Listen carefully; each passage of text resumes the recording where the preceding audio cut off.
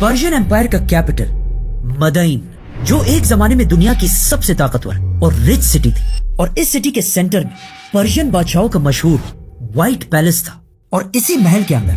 पूरे Persian empire के खजाने पड़े हुए थे। जंग कादसिया जीतने के बाद अब पर्शियन एम्पायर में मुसलमानों की फौज अपने खलीफा उमर बिन खत्ताब के ऑर्डर्स का इंतजार कर रही थी कि अब यहाँ से आगे उन्हें क्या करना चाहिए। तो हजरत उमर रज़ी अल्लाह अन्हु ने मदीना से 2 लेटर्स भेजे। रोमन एम्पायर की फौज को जेरूसलम की तरफ जाने का हुक्म दिया और पर्शियन एम्पायर की फौज को ऑर्डर्स दिए कि अब तुम लोगों ने तब तक नहीं रुकना जब तक इस एम्पायर के कैपिटल मदाइन को फतह ना कर लो। तो मुसलमानों की फौज साद बिन अबी वकास की लीडरशिप में फुल स्पीड पर्शियन एम्पायर के कैपिटल की तरफ बढ़ने लगी, और मुसलमान 100% श्योर थे कि वो इस सिटी को जरूर फतह करेंगे,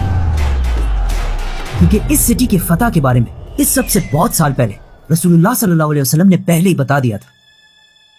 जब रसूलुल्लाह सल्लल्लाहु अलैहि वसल्लम मक्का वालों के बहुत जुल्म के बावजूद उन्हें इस्लाम की तरफ बुला रहे थे, लेकिन अब आप सल्लल्लाहु अलैहि वसल्लम के चाचा अबू तालिब की वफात के बाद अब उनके लिए मक्का में रहना बहुत ही डेंजरस था। तो आप सल्लल्लाहु अलैहि वसल्लम मजबूरन अबू बकर रज़ियल्लाहु अन्हु के साथ मक्का से छुपकर मदीना की तरफ रवाना हुए, और उनके जाते ही मक्का के लीडर अबू सुफियान ने ये ऐलान किया कि जो भी इन्हें जिंदा या मुर्दा हमारे पास लेकर आएगा उसे हम 100 ऊंटों का इनाम देंगे। अब जब आप सल्लल्लाहु अलैहि वसल्लम और हजरत अबू बकर रास्ते में थे तो इन्हीं 100 ऊंटों की लालच में एक आदमी सुराका बिन मालिक इनका पीछा करने लगा, लेकिन जैसे ही सुराका उनके करीब पहुंचा तो उसका घोड़ा अचानक रुक गया,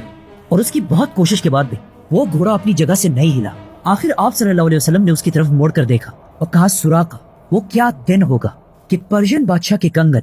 ब्रेसलेट्स तुम्हारे हाथों में पहनाए जाएंगे। सुराका ये सुनकर हैरान रह गया कि खुद तो इनके पास कुछ है नहीं और बातें पर्शियन बादशाह की खजानों की कर रहे हैं, लेकिन